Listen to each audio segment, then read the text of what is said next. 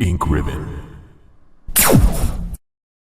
Resident Evil is a horror game, so it should come as no surprise that it's full of dark, creepy corridors, blood-splattered rooms, and terrifying monsters. These characters that we love so much have to go through hell in each and every game, but there's a light at the end of the tunnel for them, and for us. Once you clear the game, depending on how you did, what character you played as, and of course what game you're playing, you are rewarded with a screen that displays your stats for the game. But today we're not looking at the time taken, first aid sprays used, or number of saves. Instead, I want to take a little bit of a deep dive into the screen in the background.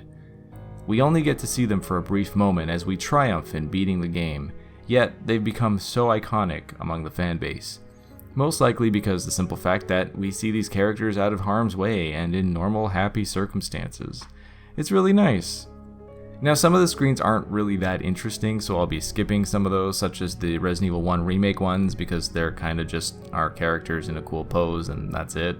I did find that Resident Evil 0 doesn't give you a results screen if you beat it on easy, but the screen in that game is just Rebecca sitting with Billy in the background, so meh.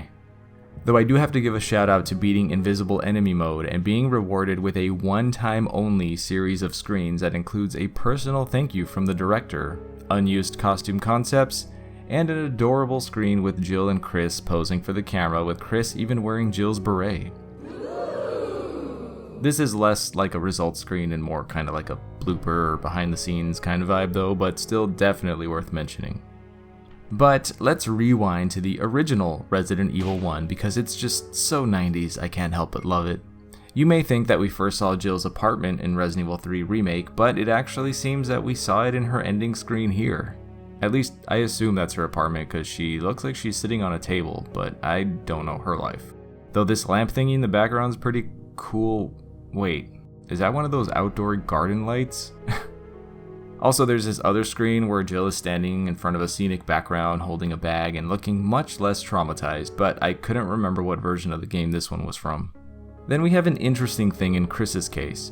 He wears his alternate bomber jacket outfit and overlooks the city at night while watching the news, which is either being reflected on glass, being displayed on a giant monitor, or playing on a floating TV. DD Mega Doo-Doo. I'm not exactly sure what's going on, but that's not the interesting part. Unlike Jill, if you beat Chris's campaign and get the best ending, you get a special message that says, What a tough guy! You closed this case completely! The commonly believed theory is that Chris's campaign is just a lot harder than Jill's, so I guess it deserves more of a congratulations. There's also an alternate version of Chris's ending screen with his live-action actor posing in front of what appears to be the Verrazano Bridge in New York, but I could be wrong and I probably am. Moving on, we now go to the second game, also known as the most important game in my life that I would literally die for. Fight Me, I Dare You. After her scenario is done, we're treated to Claire letting her hair down in a really sexy leather biker outfit, respectfully, along with her helmet, which would go great with her alternate outfit, and her sunglasses. We also get a nice treat in the form of Claire smiling. But it's not just a smile, it's a thankful to be alive but also exhausted kind of smile. Behind her is Sherry waiting on her motorcycle, complete with a sunny yellow dress and her own cute little helmet. I like to imagine that Sherry was told that they're gonna go to McDonald's for a Happy Meal after this, and she's just like, okay, let's go. Leon, on the other hand, is a full badass. Posing with his Magnum mid-cock. Yes, you heard me, mid-cock. Surrounded by flashing lights and firemen, Leon stares into the distance, looking serious and dignified. All of the horrors he witnessed, losing Ada, allegedly, but he also is sighing in relief at his accomplishment. Not only did he save Claire and Sherry and escape the city alive, but his hair looks perfect. Now, aside from Claire, we also have two other campaigns, which basically have the same results screen. It's Hunk with his mask off, Sure. and he's just hanging out in a helicopter being hunky. That's hot. But in a terrible twist of betrayal, when you beat Tofu Scenario, you are given the same results screen, but with Hunk eating a big block of tofu. Okay, so ready for a bit of a shock? Some of you might already know this, but all of these endings for Resident Evil 2, none of them are canon. None of them are real, and they never happened. So yeah, Hunk never ate tofu, but Leon was never in Raccoon City with a bunch of firemen ready to serve and protect. All of this was just in his head. It's the life of being a cop that he imagined and sadly would never get to experience. And Claire and Sherry on the bike also never happened. Claire took off and left Sherry with Leon, where she was immediately taken into government custody as they interrogated him. Damn, that's pretty bleak. Now we move on to Resident Evil 3, where there are 2 different results screens depending on which version of the game you're playing. I think both of these are great, but I really like the one with Jill in a bar with Carlos in the background having a drink. Check out my 25 Facts About Carlos video for more information on that.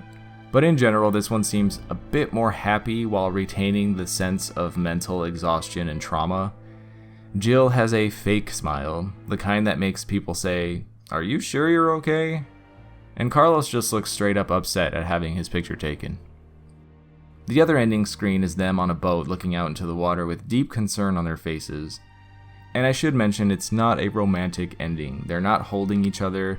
It's just them and their mutual respect as Jill shivers because she is a strong, independent woman and she don't need no jacket! Code Veronica has some really great results screens, probably showing the most we ever get to see of these characters. This is probably my favorite of all results screens. We always hear about Chris and Claire being close, but this is the first time we really get to see it. I mean, maybe they're a little too close here. But they do look happy, and for the first time in all of the results screens, we see characters with full happy smiles. It's nice to think that they can overcome some of the trauma, even if just for a short while, you know? And there's no better way to celebrate being alive than going fishing, or wearing a sexy skin-tight high-heeled red leather motorcycle outfit. But this apparently wasn't enough for Claire's bad girl side, so she also has another screen wearing her go-go umbrella outfit as she stands in what appears to be a military base. Extremely confused about the dress code, but if you watch Degeneration, you know that Claire can and will use an umbrella as a weapon, so just nod and smile and don't ask her too many questions. Steve is shown with his parents in a moment I imagine went something like this. Oh my heavens! Haha, that was a good one, eh? I love you, Dad. Steve's is kinda sad though, because while everyone is smiling in this family moment, we're looking at photos of people who are all dead now, a somber reminder of Steve's fate. As for Wesker, well, you just sit there while everything's on fire and think about what you've done. He's literally the "this is fine" meme, though it's worth mentioning in the original version there was no fire, just Wesker and his submarine.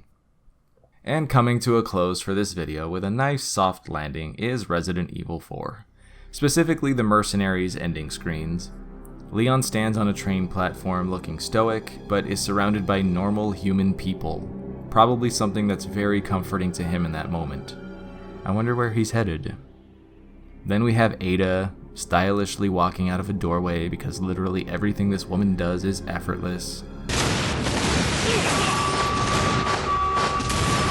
And she's looking smug, but that's just her default expression. I think Krauser's might be a bit of fan service because it's almost exactly like Hunk's screen in Resident Evil 2. Not much else to say, he just looks really tired and fed up, which if you play Darkside Chronicles, you know that that's very, very accurate. Whiny little bitch. Hunk has a simple screenshot where he somehow ended up in the tanker from Metal Gear Solid 2 and he's holding his side in a hunky way. That's hot. That's hot. And lastly, Wesker is sitting in his evil control room on his evil office chair, looking a bit evil. But he also looks kinda lonely, like he's waiting for you to invite him to the mall or something. And I'd love to keep going, but unfortunately there's not much to cover from here. Basically every game in the series from here on out just shows your stats on a cluttered table, or just the stats over a blank background, and yeah, it's just not the same. So that was a little dive into the Resident Evil results screen, just something that I thought deserved a spotlight in the series. Which one of them is your favorite? And also, did I miss any because I was possibly writing this video when I was sleep deprived and uncaffeinated? Let me know down in the comments. Be sure to check out my other videos on so many Resident Evil topics. I am shocked I haven't run out of content yet. Remember to drink water and go finish that thing you're supposed to be working on right now. I'm Kai Morgan, and as always, thanks for watching Ink Ribbon.